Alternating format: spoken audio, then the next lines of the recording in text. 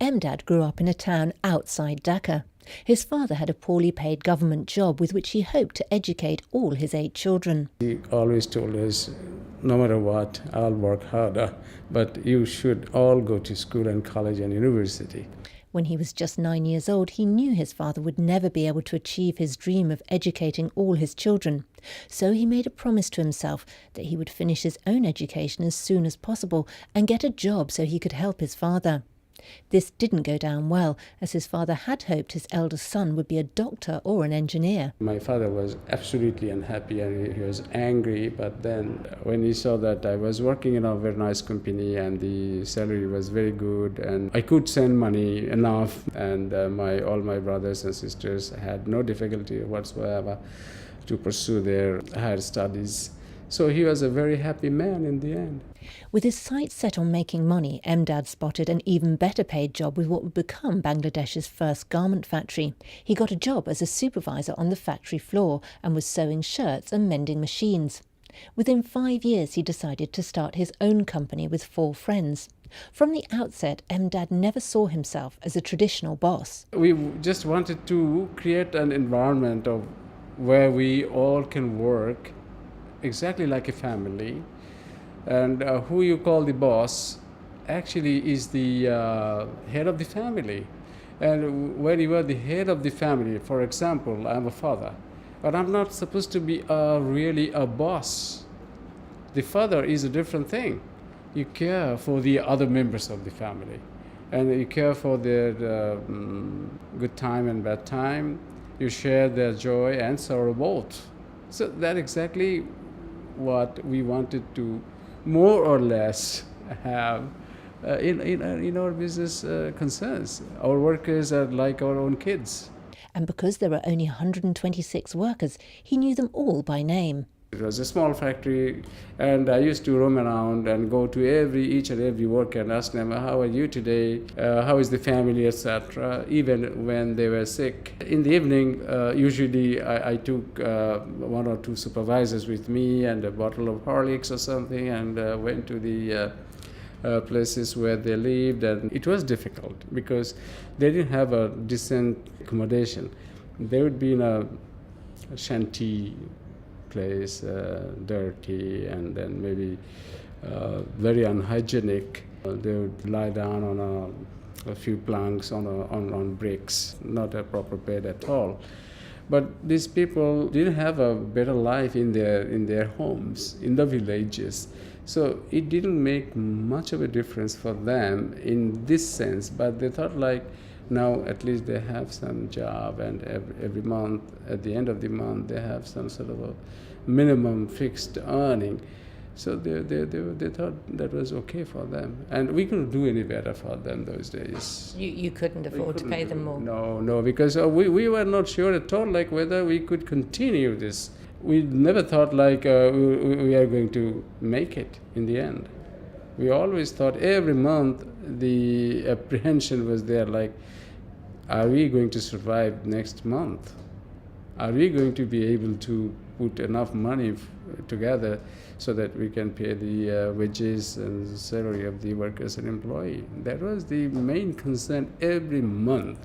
But Babylon just grew and grew. Now it employs 12,000 people and turns over 125 million a year, making clothes for high street chains like H&M, Zara and Tesco.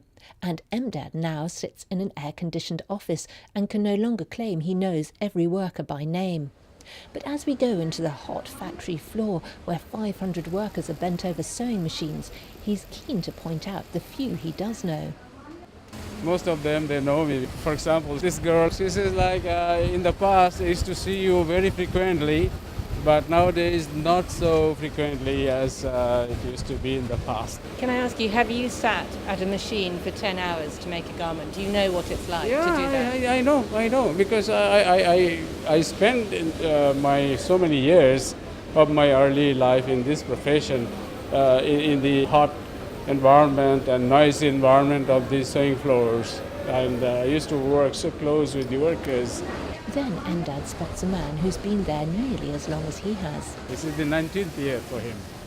What does it mean for him to work at Babylon? He says he feels like at Babylon treat them well. He would say that, wouldn't he, Dave? He said that. And I told him, you didn't try anywhere else within this 19 years time. He said no. Has he been promoted at all? I mean, what does he do now? Came here first time, he used to do some sort of ironing, but eventually he was made sewing operator. And he's doing a very good process, like this is a pocket setting process, which is considered one of the most important processes. But it's taken him 19 years to get from ironing to pocket making. Yes, let me ask him like what kind of educational background he has. This is a confession, kind of. I was surprised to hear what he said. He said to become a supervisor, you need certain qualities. He thinks he doesn't have that. He doesn't think he's got those qualities. Back in Emdad's office, he admits over the past 25 years, as the company's expanded and his time is taken up with other things, he no longer goes to their homes, but hopes that things have improved. I don't say like all of them live in a very miserable condition. Some of them do. They should be looking forward to going home after the day's work. But do you think that they can look forward to going home when they're going home to a concrete floor to sleep on with 9 other people?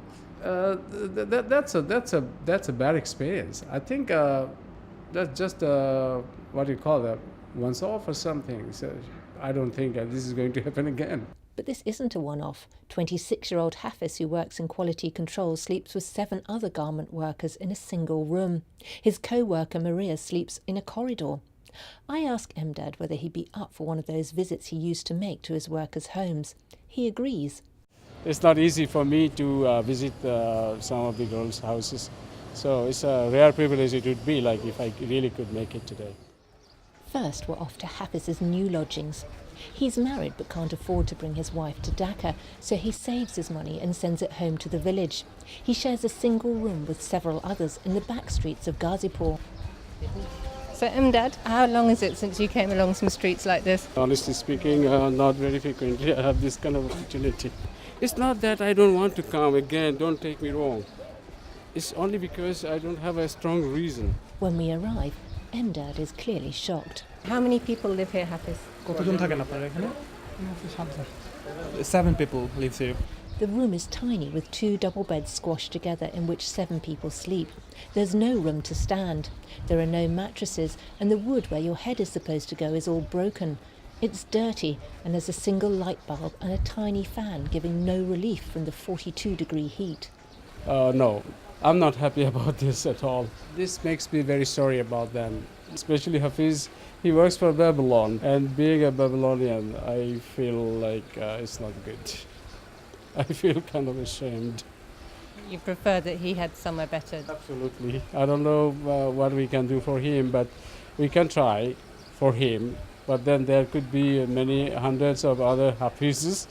I wonder about that, like how much we can do about them. But this is, in a way, coming here, kind of an eye-opener for me. Sure.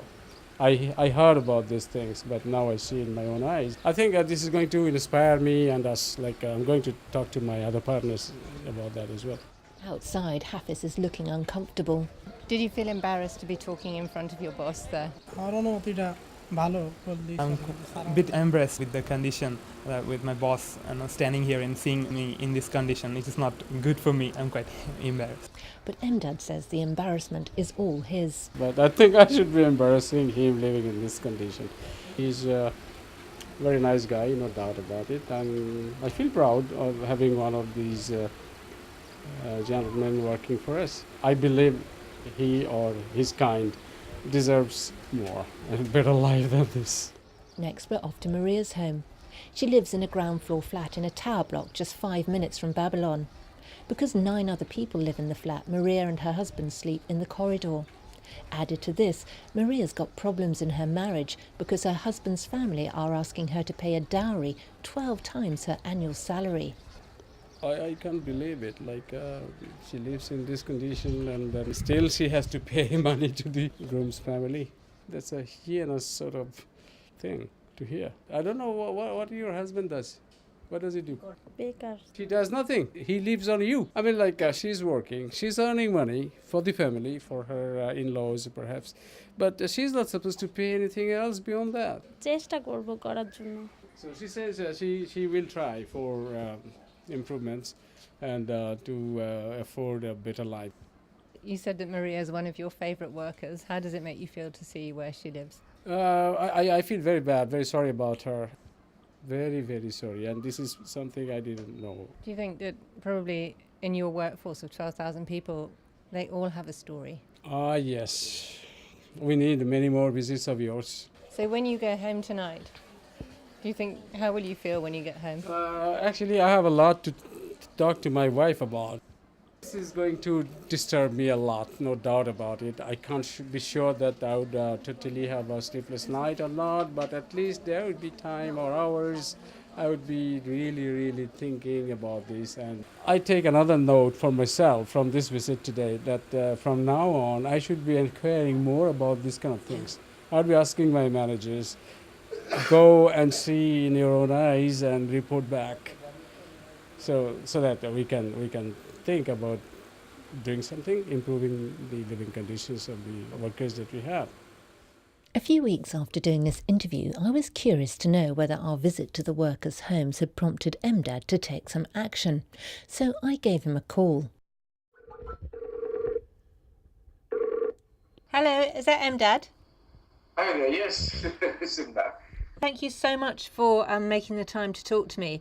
I just wanted to find out, since I've been in Bangladesh, what you had implemented or what you've done for the workers. Well, since our visit, as we saw Hafiz, he was living in a condition where he didn't even have a ceiling fan. The immediate thing that we could do is provide a ceiling fan which can turn on over his head. So just to recap, you've given Hafiz a ceiling fan. What about all the other workers? Have you come up with any kind of solution, an overall solution for them? Well, it's not a solution as yet, but since then what we have done is all the managers in our companies have been instructed to launch kind of fact-finding mission about this. They would be checking on the workers. So whenever we had the first report coming in, we would then study what kind of requirements are there and what are the things that are kind of critical for them. This could be similar things like a ceiling fan or piece of furniture. So practically what you're going to do is you're going to find out what they need, and then they will then be able to apply to you to get a fan or a bed or something that they need. Is that the idea? Probably we'll listen to the recommendation from our officers. And then in some cases where we would feel like interviewing or having a direct talk with the possible receiver of the donation, we would do that. You'll talk individually to people. That's not something I can tell you very emphatically at this moment, because if there will be just a handful of them, it's easy. But then if they are coming in tens of hundreds of in numbers, then it will be difficult. Yes, because I can imagine that once it gets round that you're helping people out, maybe you're going to have swarms of people coming to ask you for things. Absolutely, that's very possible. Yeah, so we have to be sure that we are just helping only the deserving candidates for that.